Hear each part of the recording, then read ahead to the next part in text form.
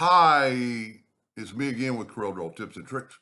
I have probably made this same pattern before, but I kind of discovered a new way to start putting them together. And then this particular pattern, if you look, I mean, what do you see? Do you see a six-sided star? Or do you see six cubes floating around in every direction? I mean, here's six. Anyway, to draw this, let's just get that out of the way. And I'm going to take a six-sided polygon. I hit P to put it in center page, but it really doesn't matter. When you have it selected, you can see some nodes. They're there regardless if you can see them or not, because now we can't see them. But if you'll go to that node and then go to the center of the page and then go, don't do edge, go node and go to the center of the page. And then go from the center of the page to the line. Now take your polygon and Control D and make a duplicate. Get your four-sided cross and have it snap right to there. It'll actually snap to that if you have snap to on. I have got snap to object on. It'll snap to that line. Now I don't really have to take away this stuff, but I think it's better not to have to look at it. And you have that diamond shape with a platform. So what you can do, I'm going to use a different color this time. Smart fill tool. Tell you what, I'm going to try orange on the side. Now on this case, you only have to do one side. And then if you'll take your interactive fill tool and just sweep downwardly, and then, I mean, I'm not telling you what colors to use or what shadow to type use, but what's so cool about this, if you Control D while holding down the control button, you will mirror that other part over there and it'll be exactly like the other one, which is what you want. Let's go ahead and, I don't know what color I'm going to use on this to make it look good. Let's just try purple. Don't know what it's going to look like. Control G to group it, Control D to duplicate it, Alternate C to have it rotate from the center of the page, if you remember, and rotate it 60 degrees. Control D, Control D, Control D. I'm going to select it all and I'm going to take away the line. That red line was there. We could make that line any color we want, make it actually white. Let's leave it white for a second. Now, here's the deal, Control G, and let's make it 4 inches across. So normally I would take it, and this is why I decided to make the video, set your nudge factor on 4. Normally I would take this and just keep putting more copies and more copies and more copies. And then I would have to take them all and sink them into here. Well, I was playing around this morning with something and I thought, and you don't have to hit your calculator, make a duplicate of that guy and then move it over. Control D. And then take another one and move it. I got the rotation. And put it in this spot and have it snap to it. I'm not sure I'm even there, and I'm not.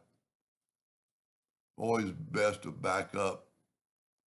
Okay, there we go. Now take this one away. And now Control D and watch you're doing 2 lines at one time. Saves a little time.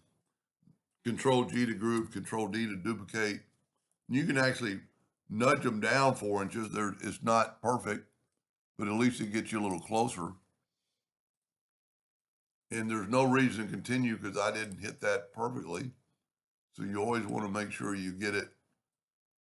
There's a lot going on for it to snap to. Now I actually hit Control D again. I don't want it. Control G to group, Control D to duplicate. And see, I can nudge it down pretty close. There is a mathematical deal we could do that. So this doesn't look as good with the lines. Let's make the lines black. Wow, look how that changes the thing. Let's make it the orange lines.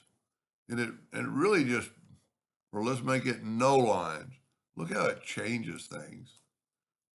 I don't, in the no lines, there's still lines there. I like my first one best.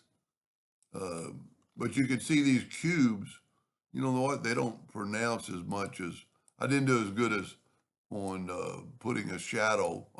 You know what? I didn't put a shadow. That's why it doesn't look very good. Let's go and just do it real quick. I'm going to ungroup all, and then I'm going to grab most of these and get rid of this garbage or leftover. So now we just have this one. Well, let's do this. Control G to group and hit P to put it in the center of the page. Go up to object and ungroup, and then get rid of these other ones. At least we're going to still work in the center of the page.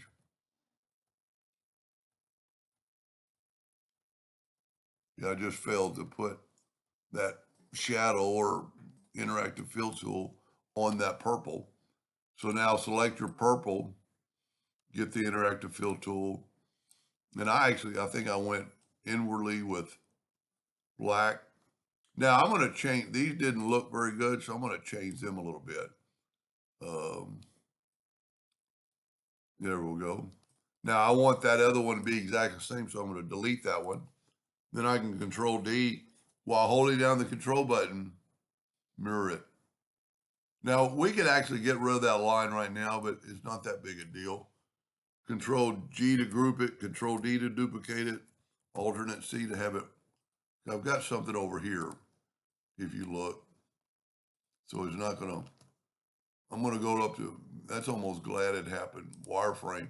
See, I still got parts of that graphic that are gonna mess me up on rotating it.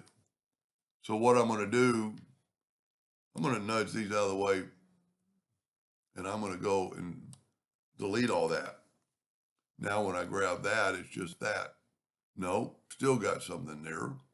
So let's go and ungroup it all again, see if I can't get that garbage, but at least I can take my blue and purple, and there we go.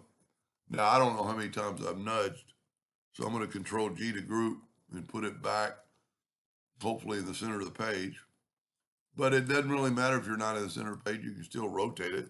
Control D and just move the rotation to that node and rotate it 60 degrees. I can already tell this is going to look better. Now Control G to group it. We're still at a 4-inch nudge, and we're still at a 4-inch object. So I actually find it better to put one there first and then hit the plus key on the keyboard and put one here. And you know, you could quite possibly, but you'd have to change your nudge factor. So Control D, and then you're making 2 at a time. Now my blocks are actually floating. Control G, Control D, move this straight down. And since I snapped it the first time, the next time I Control D, it'll go. I still like my first one better, but you can see the floating cubes. And let's see what this looks like with lines. Let's give a, look at the black lines, white lines, purple lines. The purple lines are going to probably be unique because it's not going to really show. Anyway, I still like my first one best. Hope that gave you an idea or two, and thank you for watching.